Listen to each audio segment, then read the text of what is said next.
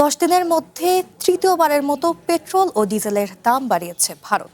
আন্তর্জাতিক জ্বালানি বাজারে অস্থিরতার অজুহাতে দফায় দফায় জ্বালানির দাম বাড়ছে দেশটিতে। একই সঙ্গে সিএনজির দামও বেড়েছে কেজি প্রতি 1 রুপি। ভারতের প্রধান শহরগুলোতে শনিবার সকাল থেকে নতুন মূল্যে পেট্রোল ও ডিজেল বিক্রি হচ্ছে। এতে মধ্যবিত্ত ও সাধারণ চাকরিজীবীদের যাতায়াত খরচ বেড়ে যাওয়ায় জনমনে তৈরি হয়েছে তীব্র ক্ষোভ। দফায় দফায় মূল্য বৃদ্ধিকে মধ্যবিত্তের ওপর সরকারের চরম আঘাত হিসেবে দেখছেন দেশটির সাধারণ মানুষ। এদিকে উল্টো চিত্র পাকিস্তানে।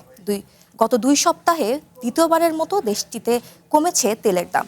নতুন সিদ্ধান্তের পর পাকিস্তানে প্রতি লিটার পেট্রোলের দাম দাঁড়িয়েছে 403.78 রুপি এবং হাই স্পিড ডিজেলের দাম 402.78 রুপি।